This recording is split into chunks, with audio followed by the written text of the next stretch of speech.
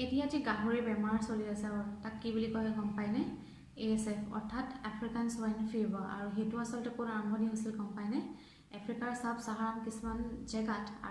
আৰু 1957ত প্ৰথমবাৰৰ কাৰণে আফ্ৰিকাৰ পৰা বাহিৰত পৰ্তুগালত প্ৰথমবাৰৰ কাৰণে বিয়পিছিলে। আৰু তাৰ পাছৰ পৰা এতিয়া গোটেই বিশ্বতে বিয়পি গ'ল। আৰু আমাৰ বিশেষকৈ আমাৰ এছিয়াত চাইনাৰ কাৰণে আচলতে এইবোৰ বেমাৰ বেছিকৈ হ'বলৈ পায়। আৰু লগতে আমাৰ ইণ্ডিয়াখনতো লাগিয়ে আছে, আৰু বিশেষকৈ নৰ্থ ইষ্টখনতো ক'বই নালাগে। খুব বেছিকৈ আচলতে আমি এইবিলাকক এফেক্টেড হওঁ।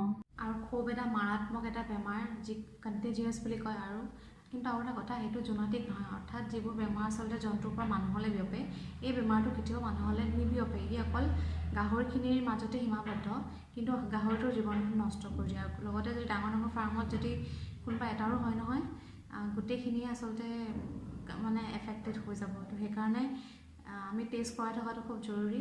যেতিয়া আচলতে এনেকুৱা বেমাৰবোৰ আহে, চৰকাৰে আগতে ঘোষণা কৰে, আগতে কিছুমান জাননী দি দিয়ে, বা তেনেকৈ চেণ্টাৰ্ছবিলাকত তেওঁলোকে ট্ৰেইনিং দিয়ায় ASFৰ কাৰণে বিশেষকৈ।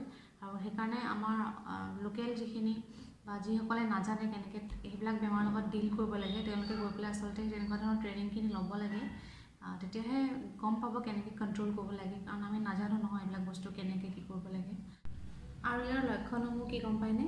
খুব জ্বৰ হ'ব, অতিমাত্ৰা জ্বৰ হ'ব, লগতে বমি হ'ব, ডায়েৰিয়া টাইপ হ'ব, আৰু স্কিনখন মানে ছালটো ৰঙা ৰঙা হৈ এনেকুৱা গোটা গোটা হৈ যাব, উঠি আহিব। তাৰ পাছতে খাবলৈ মন নকৰিব, আৰু এনি টাইম ঘূৰিয়ে থাকিব, লেথাৰ্জিক ফিল কৰিব। সেইখিনি তাৰ চিমটমছ। আৰু ইয়াৰ মেইন কাৰণটো কি গম পায়নে? কিয় আচলতে এইখিনি বিয়পে? তাৰ মেইন কাৰণটো হৈছে খানাৰ পৰা আচলতে বিয়পে। আৰু কোৱা মতে শুনিছোঁ, যিটো পেকেটিং এটা দানা আহিছে গাহৰিখিনিৰ কাৰণে, তাতেই আচলতে বেমাৰটো বিয়পি আহিছে। মানে এতিয়া সেইটো 100% চিয়'ৰ বুলিতো মই নকওঁ, কিন্তু শুনামতে সেইটো পাইছোঁ। লগতে পানীৰ কাৰণেও হয়, আৰু লগতে এটমছফিয়াৰ বা বাতাবৰণটোতো সেইটো আছেই। আৰু লগতে ডাঙৰ ডাঙৰ ফাৰ্মবিলাকত ডাঙৰ ডাঙৰ গাড়ীবোৰ আচলতে সোমাই দানাবোৰ নিয়ে বা গাহৰি এক্সপৰ্ট ইম্পৰ্ট কৰে। তেনেকৈ সেই গাড়ীবোৰতো আচলতে সেই তেনেকুৱা ডিজিজবোৰ লাগি আহে। তো সেইকাৰণে ডাঙৰ ডাঙৰ ফাৰ্মবিলাকত সোমোৱাৰ আগত সেই গাড়ীখন চেনিটাইজ কৰি ল'ব লাগে, আৰু ফাৰ্মৰ পৰা ওলোৱাৰ পাছতো আচলতে চেনিটাইজ কৰিব লাগে। সেই জেগাডোখৰ আচলতে পূৰা নিট এণ্ড ক্লিনকৈ ৰাখিব লাগে, হাইজিন মেইনটেইন কৰিব লাগে। লগতে সেই জেগাডোখৰ আচলতে বায়'ছিকিউৰিটি বুলি যাক কোৱা হয়, তেনেকৈ মেইনটেইন কৰি ৰাখিব লাগিব। যাক তাক আচলতে সোমাবলৈ দিব নালাগিব। কোনোবা এজনেই সোমাব, আৰু তাতে সম্পূৰ্ণকৈ সেই মানুহজনে পূৰা কিট টাইপ এনেকৈ পিন্ধি ল'ব লাগিব। এই তেনেকুৱা সৰু সৰু কিছুমান আমি কৰিব লাগিব, তেতিয়াহে এইবিলাক বস্তুৰ পৰা আচলতে আমি বাচিব পাৰিম। আৰু খুব দুখ লগা এটা বস্তু কি গম পায়নে? ইয়াৰ কোনো ভেকচিনেশ্যন নাই, কোনো প্ৰপাৰ ট্ৰিটমেণ্ট নাই। তাৰ আজিলৈকে ইমান বছৰ, সেই বেমাৰটো আৰম্ভ হোৱা প্ৰায় কেতিয়া 1957 মানৰ পৰাই এইটো আউটব্ৰেক হৈছিলে, তাৰ আগতেই হৈছিলে, কিন্তু আজিলৈকে আচলতে তাৰ কোনো চিকিৎসা নোলালে। খুব দুখ লগা। আৰু আচলতে আমাৰ ইণ্ডিয়াত R&D মানে হৈছে ৰিচাৰ্চ এণ্ড ডেভেলপমেণ্ট। তাৰ কাৰণে আচলতে GDP যিটো খৰচ কৰে চৰকাৰে, সেইটো বাজেটত খুব কমকৈ খৰচ কৰে। সেইটো হয়, সেইটো আচলতে বঢ়াব লাগে। ৰিচাৰ্চ এণ্ড ডেভেলপমেণ্ট হ'ব লাগে, অকল জন্তুৰ বেমাৰৰ কাৰণে বুলি নহয়, মানুহৰ বেমাৰৰ কাৰণে আচলতে R&D খৰচ কৰিব লাগে। R&D বাঢ়িলেহে আচলতে এনেকুৱা ধৰণৰ দৰৱবোৰ, ড্ৰাগছখিনি বা ভেকচিনেশ্যন সেইবিলাক ওলাব, আৰু তেতিয়াহে আচলতে আমি বেমাৰমুক্ত হ'ম। মানুহখিনিও লগতে আমাৰ সমাজৰ বা পৰিৱেশৰ অন্যান্য যিখিনি স্পেচিছ বা যিখিনি জন্তু আছে, সিহঁতকো আমাক লাগিব, কাৰণ আমি অকলে জীয়াই থাকিব নোৱাৰোঁ। যিহেতু এখন ইক'চিষ্টেম, এইটো এটা নেচাৰেল হেবিটেট হয়। ইয়াক আচলতে আমি অকলে আমি নিজে ভালকৈ থাকিলে জানো নহ'ব, লগতে জন্তুখিনিকো আমি সুৰক্ষা দিব লাগিব।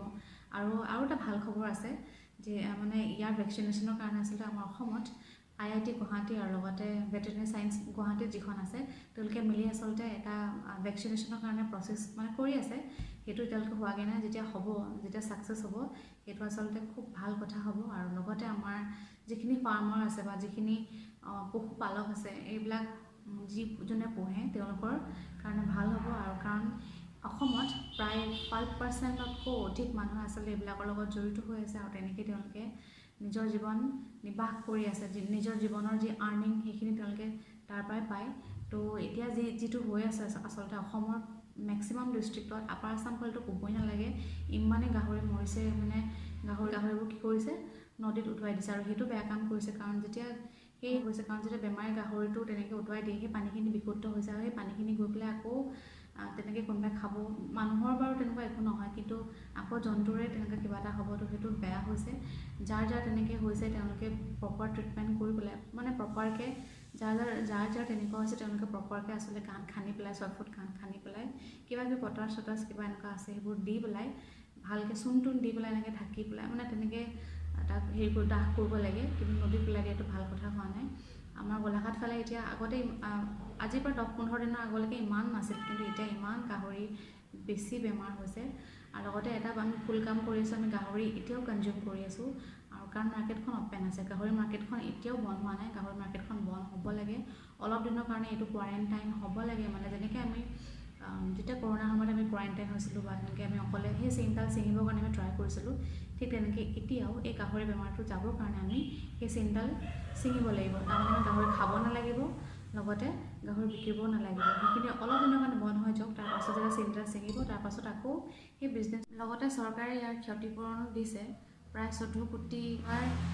এটা ফাণ্ড চেণ্ট্ৰেল গভৰ্ণমেণ্টৰ ফালৰ পৰা আহিছিল আমাৰ অসমৰ এই গাহৰিটোৰ মানে এই ASFৰ কাৰণে তাৰে ভিতৰত কিমানখিনি স্পেণ্ড হৈছে গম নাপাওঁ কিন্তু এতিয়া যিটো চলি আছে তাৰ কাৰণে কিন্তু চৰকাৰে ফাণ্ড দিব প্ৰায় 2200 টকাৰ পৰা 5,500 টকাৰ ভিতৰত এটা গাহৰিৰ ওপৰত দিব আৰু তাত বয়স আৰু ৱেইটটো ডিপেণ্ড কৰিব কিমানৰ ভিতৰত কেনেকৈ হয় আৰু সেইটো আচলতে মই ইমান ভালকৈ নাজানিম আপোনালোকে তেনেকুৱা চেণ্টাৰবিলাকত গৈ খবৰ কৰিব পাৰে যদি কাৰোবাৰ তেনেকৈ গাহৰি তেনেকৈ মৰিছে তেতিয়া আপোনালোকে গৈ এবাৰ খবৰ কৰক আপোনালোকৰ অলপ হ'লেও ক্ষতিখিনি পূৰণ হ'ব মই আশা কৰিছোঁ